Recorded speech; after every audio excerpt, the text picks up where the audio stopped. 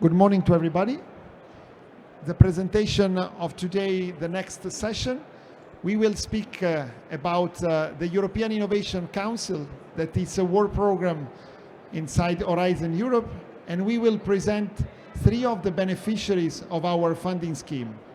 Just in short, what the EIC is. The EIC is a work program. You can see here on the right side, this is a big scheme of the Horizon Europe that is the ninth framework of European Commission that more or less every year gives something in between 15 and 20 billion euro. 1.3, 1.5 billion of this money is given to the EIC where we work. The EIC has been set up in April 2021 because after many years of discussion, there has been the clear understanding that nevertheless Europe is one of the leading continents on the use of money to make science, to improve the knowledge. Europe is not so able in making a business out of the scientific discoveries. And so it has been decided to create a work program, so funding schemes, giving money to the possibility to exploit, to make a business out of scientific research.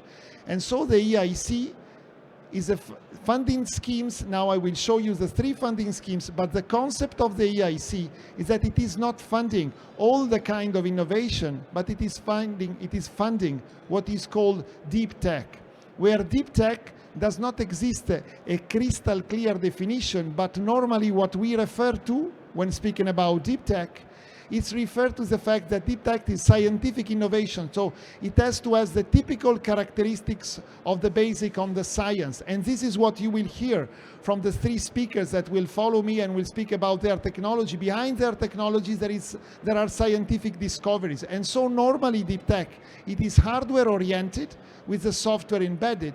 It is a hard risk technology development with long commercialization times. And normally it has to be developed in what is called an open innovation, an ecosystem, where all the relevant stakeholders are needed to scale up the technology and to bring it to the market. And so the idea of the EIC is that it is the only funding scheme, the only work program of Horizon Europe that is funding the whole innovation journey of our scientific entrepreneurs, of the deep scientists. What does it mean? It means that through the three funding schemes you see here, Pathfinder Transition Accelerator, we fund from TRL 1 up to TRL 9 all our beneficiaries. Shortly speaking, Pathfinder and Transition are grant given, 100% grants, while Accelerator gives both grant and equity, or so-called grant, equity, and blended finance. We provide the grant in the case of the Accelerator only. Accelerator is funding grant and equity only small, medium enterprises, only mono beneficiary, it's for the Accelerator, while Pathfinder and Transition are open also to partnership. You see here that there are different type of calls, open calls. That means no topic prescription, so it has to be a deep tech and you can apply to the open call, while if you apply to the challenge, it's called a top-down approach because you have to work within a challenge, within the area of the challenge that is written in the work program. How do we work as an agency? This is a peculiarity. EIC, it's a work program part of the agency EISMEA that manages also other working programs. But inside the EIC, what we like to say is that we are not only a grant-giving agency, so we do not follow only the operations, the financial and administrative part of the money we provide to our beneficiary, but we work what is called as a hands-on agency. That means that we provide help to our beneficiary, and most this help is given on the technological and scientific side where it is needed.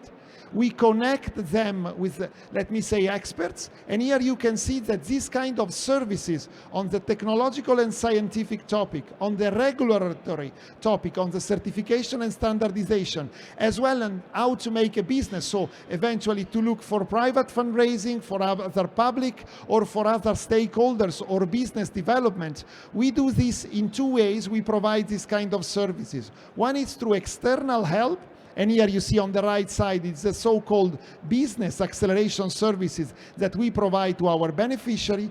And on the other side, there is an in-house team of program managers along different vertical topics. So for example, in clean technologies, I am one of the 3 program managers on the clean tech areas. And so what we do, we provide as internal know-how or as external know-how the help to our beneficiary trying to accelerate their innovation journey. So these are some figures around the EIC Work Program 2023. So this is the EIC Impact Report, where you see the number of companies that we funded, the number of companies that, thanks to our money, has been able to try to scale up their technology, the number of scientific entrepreneurs that we try to stimulate out of the scientific labs, the number of creation of ventures that comes out of our companies, the number of patents, and many other indicators. Because as you all know, innovation that is making money, socio-economic impact out of this, has got different kind of key performance indicators. And these are some of the numbers that the EIC is providing. Before giving the floor to our beneficiary, just let me say that one of the peculiarities of the EIC is the management of the first ever venture capitalist fund that is called EIC Fund, through which we provide equity with the European Investment Bank doing the technical and financial due diligence. Up to today, we are a venture capitalist, so-called patient. That means we do not have a fixed time for the return of the investment. But the most important feature of the EIC fund, it is that it is not a leading, but it is a crowding in investors. It means that we do not give the equity until our beneficiary is not able to fund a private fund that gives the same amount of money that we are giving to our beneficiary in the equity. And up to today, what does it mean, this number you can see here of 3.5? It is somewhere, I don't know where is it, but somewhere else, let me check where is it. In the red part, okay, yes, it is here, this part.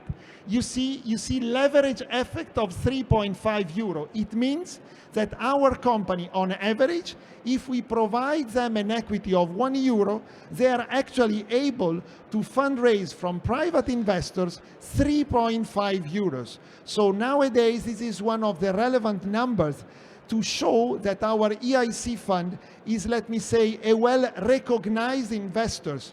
By what? By the private investor, by the European investors. Because during the discussion, what we will try to highlight is the fact that we are seeing the strong increase of the need of having more private investors in the deep tech area. So we will do the Q&A session after. Now it's a pleasure to introduce the company Electrochea through its Chief Technology Officer. I let her introduce the company and give the presentation. Doris, the floor is yours. Thank you very much.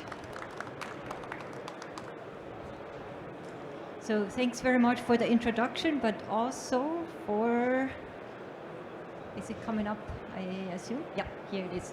But also for the EIC Accelerator, the funding part, as well as the investment part. We are one of the beneficiaries of getting the funding as well as the investment. And we have profited significantly from the EIC Accelerator program. And I will show you in the next 5 minutes or so what we have done in the past about 3 years, in particular with the help of the EIC Accelerator. So I'm from Electrochea. We are focused on biomethanation. This means we turn CO2 and hydrogen into renewable methane. And we have tested our technology at the 1 megawatt scale, also with the help of European funding, in 2 projects in Denmark as well as in Switzerland. We have tested the technology in about 4,000 hours in total. We generated performance data and felt comfortable enough to scale up the technology to the relevant scale that we need for commercial projects. And that's the 10 megawatt scale that you can see here, where we have picked a project in Denmark that requires a 10 megawatt installation, where we are now in the process of doing the FEED study and the project development for that project so that it can go forward. It has been the focus of the EIC Accelerator funded part to really do the scale-up work, which was very important and would have not been possible for us to do it on our own together with an EPC without that kind of funding available. In parallel, or starting a little later, we have also scaled up further to the 25 megawatt scale and to arrive at about 75 megawatt, and that was with the support of one of our strategic investors who came in at the same time as the EIC Accelerator Fund.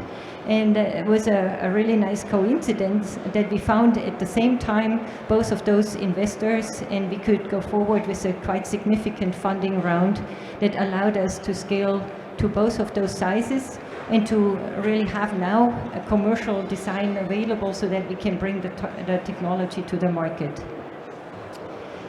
This is how the technology looks like. On the left-hand side, you see the electrolyzer. It's, we can work with any type of electrolyzer. On the right-hand side is our technology with the core piece, this tall column. That's the bioreactor. That's where things are actually happening. And this means that there's a water column in there that contains so-called archaea that turn hydrogen and CO2 into methane, and they do that for a living. And they can do it also flexibly, meaning that if hydrogen or electricity are expensive, we can either run at lower productivity, or we can put them to sleep altogether and then start them up whenever needed, and we can do that very rapidly. And the feed gas, the CO2 source, can be just about any CO2 source. And raw biogas, for example, is a very good CO2 source because it contains also things like hydrogen sulfide and ammonia, which are additional food components for our little archaea in the bioreactor. Where are we as Electrocare? We are now entering the fundraising into Series E to actually bring the technology into the market. Is also quite interesting times now that the market for renewable methane is really opening up, also with the help of the European Commission, the RFNBO fuels. When they are recognized, we can actually make those fuels with renewable hydrogen and renewable CO2, and they generate a value due to the low carbon intensity of the product molecules that we are making, the e-methane molecules. What do we need to go forward? Our ask to the policy and regulatory side is really to get access to more institutional investors. That's really lacking in Europe. There is a completely different situation in North America in particular. There's a lot of money around, but it's very difficult to convince these investors to invest in companies like ours who are in the scale-up process of their technology. We also need a correction plan for the clean tech manufacturing in Europe. It's important to keep the companies in Europe in their phases of manufacturing. And then, of course, we need research and growth funding available, such as the EIC Accelerator. On our end, we invite investors to our fundraising Series E at the moment. We are also looking at project financing for the project in Denmark, for example, but we also need to initiate further projects with some of our own capital, but also bringing in new investors that are interested in funding projects for commercial use of our technology. And then the third part that I put up here is we are also looking for project partners for our second generation technology, which is the combination of electrolyzer with our biomethanation technology. There we are looking really for partners in material sciences, electrochemistry, and companies that are working on containerized and test benches as a manufacturer, for example. with that, I just want to highlight our current investors on the left-hand side, the long-term investors, MVP and Matterwave, and our strategic investors, Energy 360, Storengy, and Baker Hughes, and KfW as well. And I mentioned the European Innovation Council already. Thank you for your attention.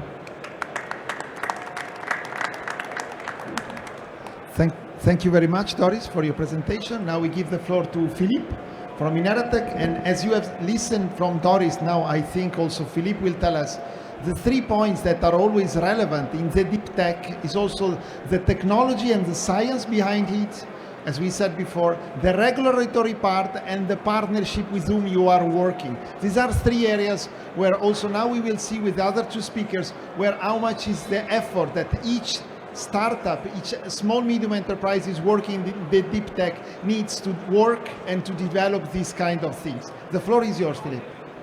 Hello, I'm Philip. I'm a co-founder and co-CEO of Ineratech, and Ineratech is about the next era of mobility. What is that?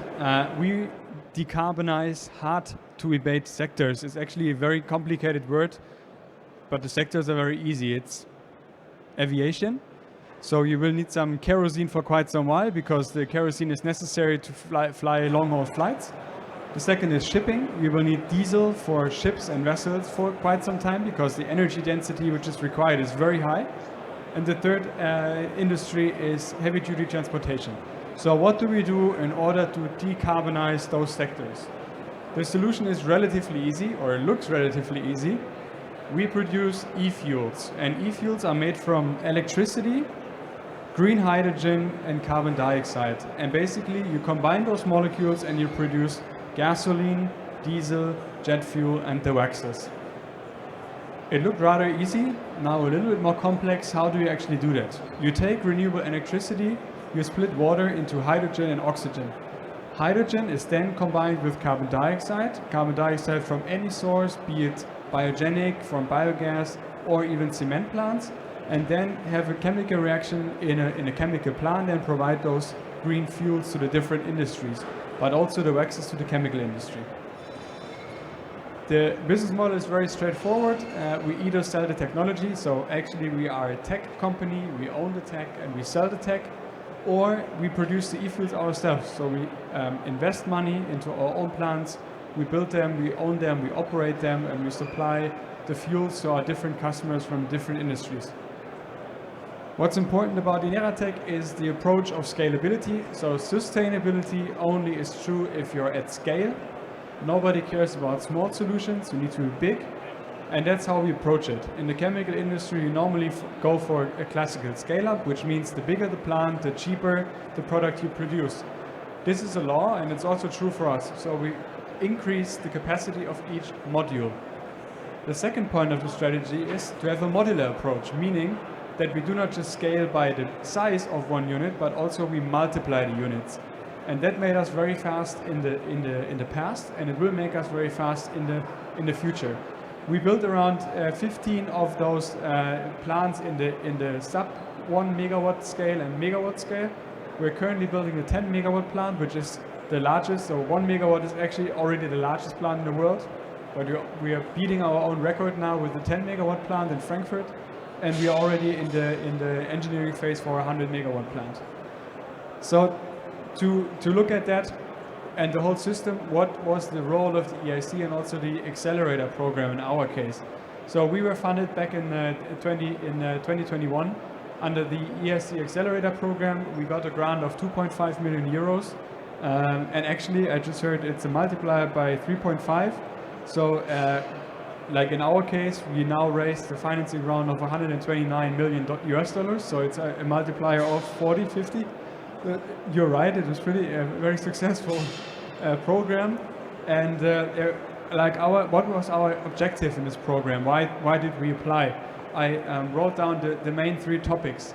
So for us, again, it's about upscaling our technology. So how do you make the plants bigger? There is a lot of engineering and development involved into that.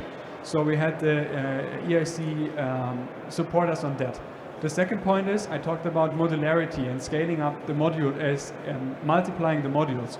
For that, you need a serial production. So we think in chemical plants rather as in producing airplanes or trucks than like a singular solution which is installed only once. So we actually built up a serial production for chemical plants, and we had support for that. And the third one is basically initiating the business implementation, which means, and I'm now coming to the next slide and also already the last slide, we prepared our Frankfurt project, which means we did all the theoretical work based on the other two main work packages and really prepared this project, which we're now executing with our own money.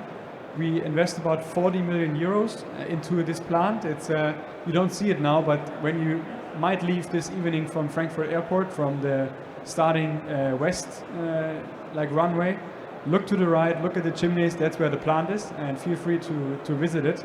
It's the largest plant in the world, and it will be the second largest plant in the world because soon, because we will build larger ones. So I'm really looking forward to that. Get in touch with us, collaborate with us on any level. Thank you for your attention.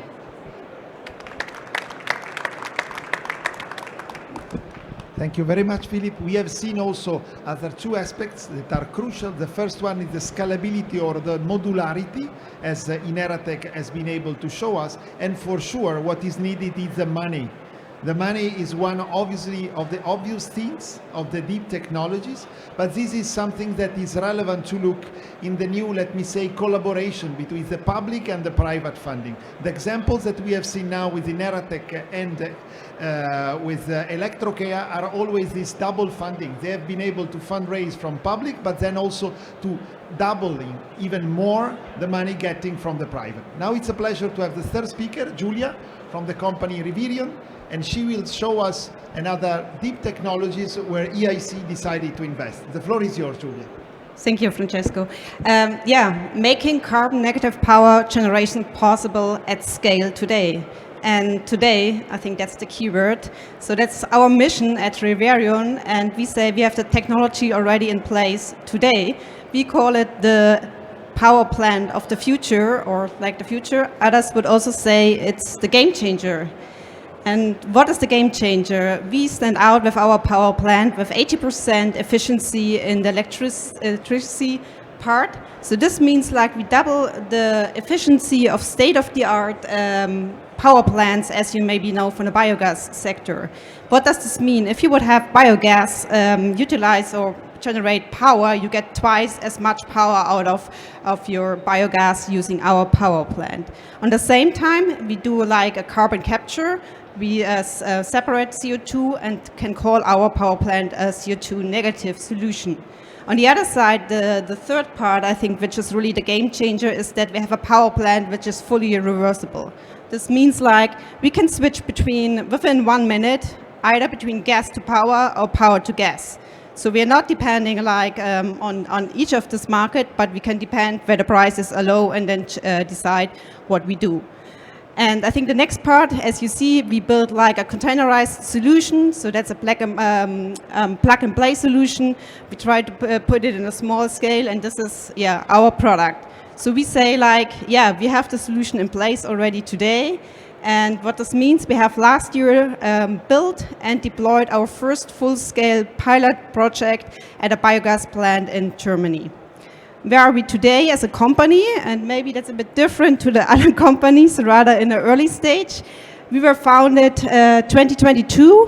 5 of our founders founded Revirion back then. It's a spin-off of the Technical University of Munich. And since then, we did a quite impressive, or I would say like fast scale up of the company and also on the technology. So there is successful secured the seed funding with 7 million euros, then continued. So as I said, last year we deployed the first pilot project, and then as on the same time when we developed the technology, I think what we also were able to unlock is the quite large market demand for our solution. So we secured more than 100 million euros in pre-signed agreements for our solution. So there's the need. We want to scale, as you see here, so we are ready. And where we are today, and this is also where EIC comes in, currently we built the next 3 pre-series products. These are 100K watt systems, and this is where we also received the EIC Found last year as an accelerator project. Very nice. Okay, but this is not only the end of the growth story, this is only what we achieved now. What comes next? And as I said, like, we are scaling up, so we have a high demand from the market, from the customer. So our next step is certainly to scale up the production capacity. So we want to fourfold the production capacity and be able to produce 50 units per year from next year on. And this, we also benefit from the European structures. So we submitted as well a proposal to get there also funding at the EIF Found. The next pillar of our scaling is certainly the integration. So we try to integrate the product also in terms of energy, trading, flexibility, and also like the infrastructure ecosystem around. And of course, the third part, also utilizing the CO2 which we captured and either in processes or do like carbon air capture, capture. And as I said, like, we started with the first product, so this is a 100K system, but this is certainly our entry market product. So we built the next, already developed the next scale solutions, as well the other companies do. So larger power units is on the roadmap, but as well like transferring the same technology platform for the hydrogen solution. So this means like we have like a kind of a long duration energy storage with hydrogen instead of biogas. So, as I said, like, I was talking now a lot about scaling, but first I think I want to go one step backwards, because it's all about, I think, impact, driving the energy transition. And we did here like a quick example or exercise, what would happen if we do use our technology already today. So today we have around 90,000 biogas plants deployed across Europe. They roughly have a power capacity of 11 gigawatt, and their annual energy production in renewable gases 30 terawatt hours. So if we deploy our Reverian solution with the higher efficiency, we can fourfold the power generation, but also like more than 10 times generate more green gas with 400 terawatt hours. And I don't know, you might be similar with the 400 terawatt hours. That's roughly a bit less the goal of the repower statement for biomethane for the European Union in 2030s. So we're getting close here. You see, like, we would have the technology here already. The question is like, okay, if we would replace everything, just to give you a reminding why we think it's really important to scale up our technology. Okay, so maybe also like some words about, what is the limitation we want to scale up. I think we see some restrictions in, doing it fast. It's all about timing. So in the first stage, in the development phase, I think there are really a lot of great grants and programs to help us to get from the first stage to a first pilot. And this is as well, as I mentioned, where we are part of the IC Accelerator. I think we highly appreciate all the support. It's really broad. But the next step, if we talk about the first of a kind, bringing it to the market or the first customer, we see really quite too rigid regulatory scheme. So we wish there would be a more like a fast track situation or like a regulatory sandbox, as we heard about or experienced with the LNG procedure, that this is easier to really bring products into market without the regulatory hurdles. The other point, as I heard today already, is the prepayments struggle. So to get like prepayments from institutes and so on, and then also realize the first projects with customer is really hard. So we say like this is also like the tricky thing with the roadmap to bankability. And I think the last part, yes, we appreciate a lot the recent developments in situation policy in the EU with the repower, with the RED 3 program, the RFNBO. That's really great. I think that's the right direction we have to go. What we are missing is like, or like what is we see struggle is like the implementation on national level. So this is needed to have the predictability for our customer, but also us for our business, to build business cases on these new setting frameworks. And I think with this I want to close, so it sounds a bit now negative, but I think we say it's exactly now the time to talk about it, to make a change, to make it able to scale such innovative solutions as we provide. Yeah, so let's do it. Thanks.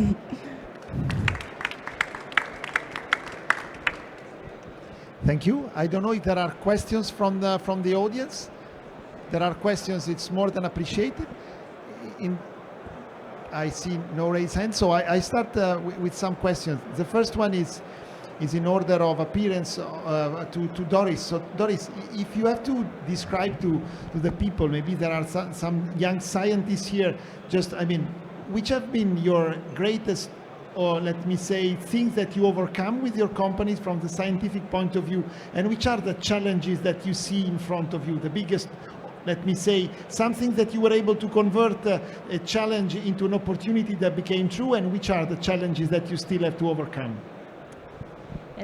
Those were a lot of questions in one.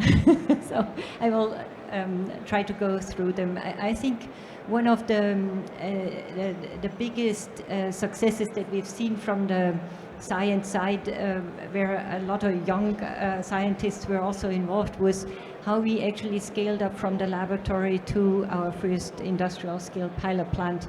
We literally scaled from 1 liter to 3,600 liters, and used an entirely novel design for that. Of course, there was a lot of de-risking activities done in small scale, but we were bold enough, I would say, and really wanted to go very fast with our technology development in that step, and it worked beautifully. And I think that shows that you also have to be quite brave and look for the unexpected, and just to be open for what's coming, and then to fine-tune the rest of it.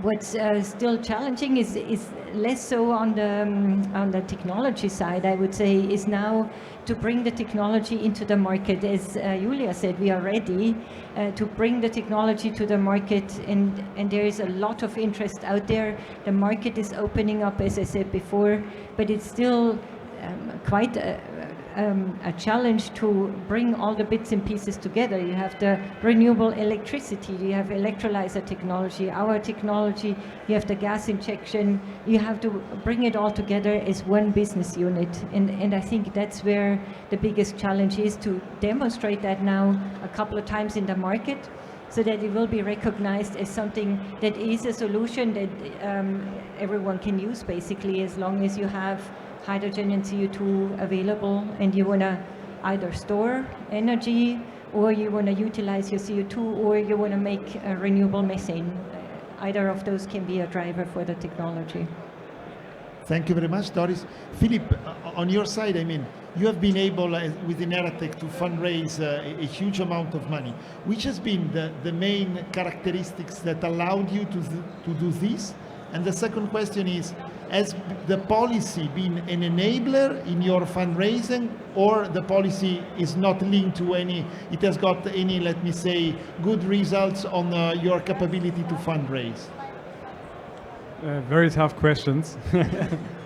I think the leverage is on the financing side is really to showcase your vision and showcase your roadmaps, which will lead to your vision and the execution of your vision, and at the same time show that you're on this track. So I think the vision of Ineratech is pretty easy. We want to replace fossil crude oil. The challenge is huge because the crude oil market is huge. So when you draw that kind of vision, how do you move forward, and how do you show successes on the way so that people can believe you that you will make it finally?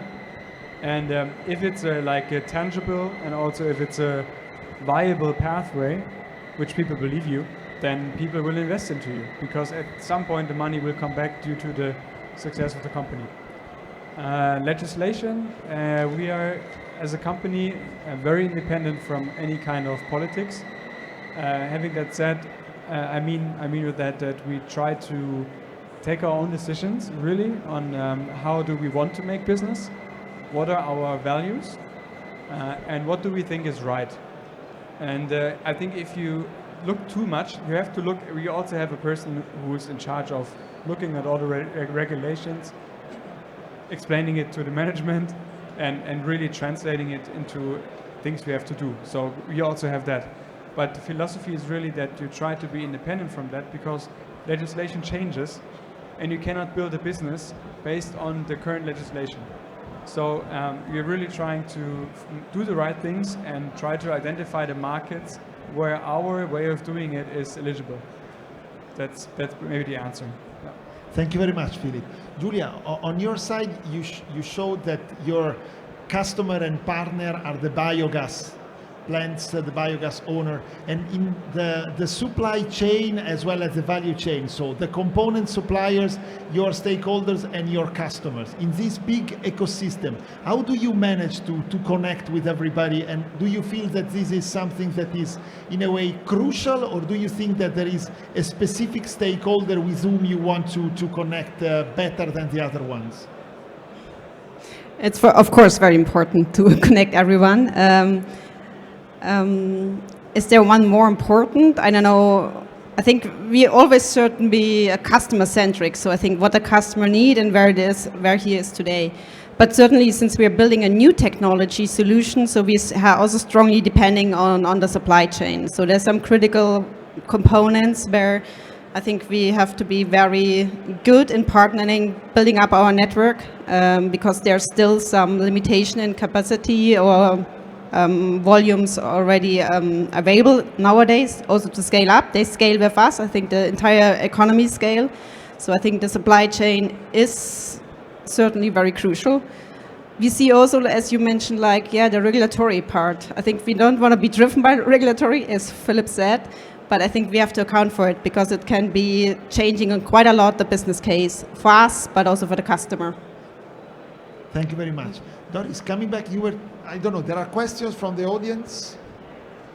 Someone has question? No? So if you were telling me, Julia, Doris, before that you are now looking with more attention to the maritime sector, if I'm not mistaken.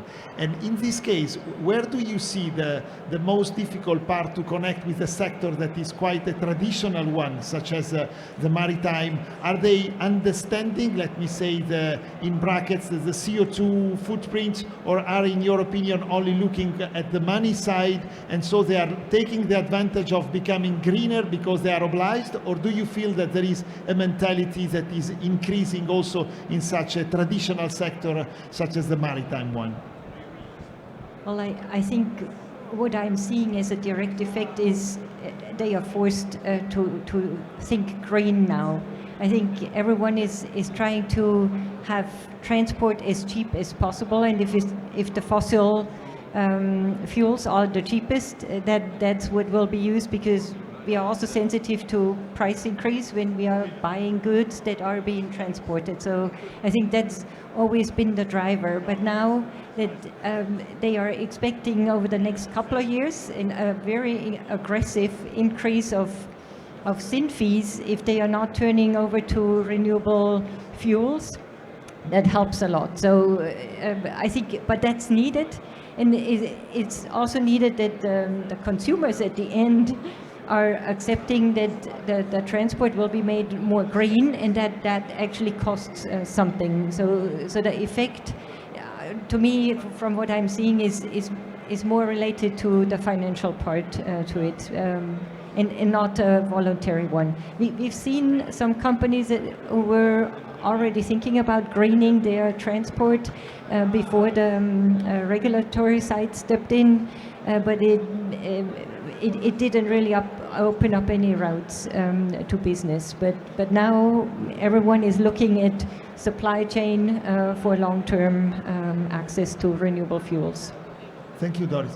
And Philip, you showed us that you want to work with, let me say, the hard to abate transport, so trucks, airplanes and ships, and you are starting from the airport, so from the airplanes. Is there a specific reason why you are making this first big power plants, renewable fuels production in Frankfurt Airport? The aircraft sector is more prone, or it has been an opportunistic reason, or how do you feel? So our goal is maybe to come back also to your statement. Our approach is a little bit, it's similar, but it's different though, because what we're trying to do is two things. First of all, we need to get the cost of the fuels down, because the closer we get to the fossil prices, the easier will be the sales of the fuels. And the second one is we try to raise the sales prices, meaning that we're not necessarily only supplying to aviation or to shipping or to heavy-duty transportation, but we also, especially in the beginning, strongly believe in, let's call it niche markets. So if you make some kind of assessment over all the markets you know, you define your criteria, then shipping, aviation definitely has a huge score on the market potential and on the offtake potential and on the market volume. It's huge, right? You can supply millions of tons. But is it the easiest way to enter the market? Maybe not, because someone else might be paying more and the technical requirements might be less than, for example, in aviation. Even if you compare aviation to shipping, right? The quality standards in aviation and also the value chain to aviation is much more complex than shipping.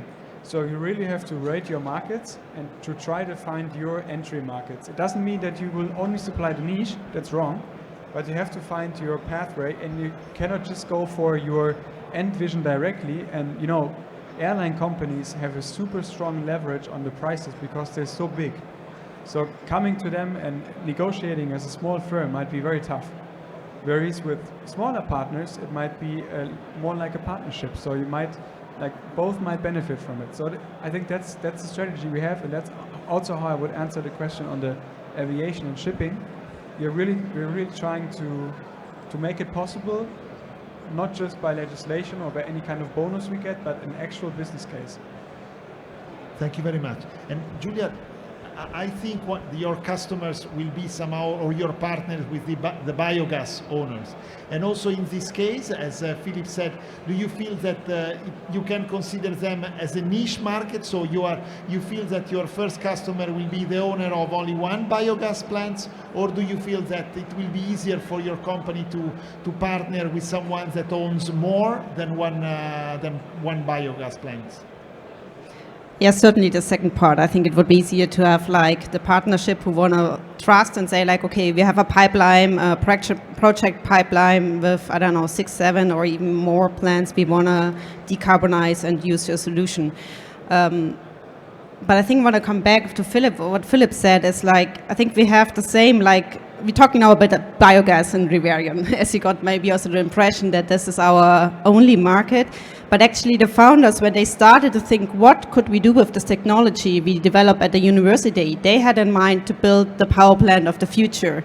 And now that we started with biogas, it's just that's the entry market for us, because there's the huge need in Germany. There's not much good alternative nowadays after we have the EEG, is running out, so they need an alternative, and this is why we go into the market. And this is, I think, as Philip said, you have to wisely consider what is the best market you start and show your product, prove it, and build up a first traction on the market, I would say. So I think this is where we go now. So the biogas plants, they are small ones, but they're also maybe a bit underestimated nowadays. It's only a small fraction in the energy system. But since this is a market which can provide base load, which will be in the future much more important compared to the renewables, which will be very volatile, I think it's a bit underestimated, this market, which significant contribution it will bring in the future energy system. Thank you very much. So we have time, I think, for the last few, let me say, one question. So if you have I make to everybody the same question. if you have to identify something to stimulate, let me say, you all said join us. So if you have to say an attractive sentence for your company, why should a young PhD students or master science students join your company? Yeah, I have, I think, a clear answer to that. What the students will find in Electrocare is a multidisciplinary and a very highly international team, where really different disciplines have to come together to make one thing happen. And I think that's a really unique opportunity that you don't have if you're just focusing on one topic. But you will have to learn, as a biologist, engineering language and the other way around, or else it's not going to work. And thank you very much. For you, Philip? So for us, it would really be, we are pioneers. We want to replace the fossil crude oil, which is a challenge. So if you're up to challenges and if you like that, then we are the right place to be. The second side of the coin, though, is we are a company. So it's about making a company successful, and in the last consequence, also making yourself successful. If you're in the right space at the right time and you join the right company, then you can also make a lot of money yourself. So those are the two coins which are very important in my opinion. It's not just one or the other, it has to be combined. Thank you, Philip. For you, Julia? Okay, now I find something new. I think in a nutshell, impact and purpose. I think this is where we stand for. And the other one is certainly we drive innovation. That's very impressive of the team. I think we change things, and yeah, I think nothing is better than you go to work, you have fun, and you work for the future solution, what the infrastructure or our energy system needs. Thank you very much. I don't know if there are questions from the audience. I see no question. The time has gone. Thanks to everybody. Thanks to our speakers. Thanks again for being here. Thanks a lot. And thanks to everybody for listening. Thank you.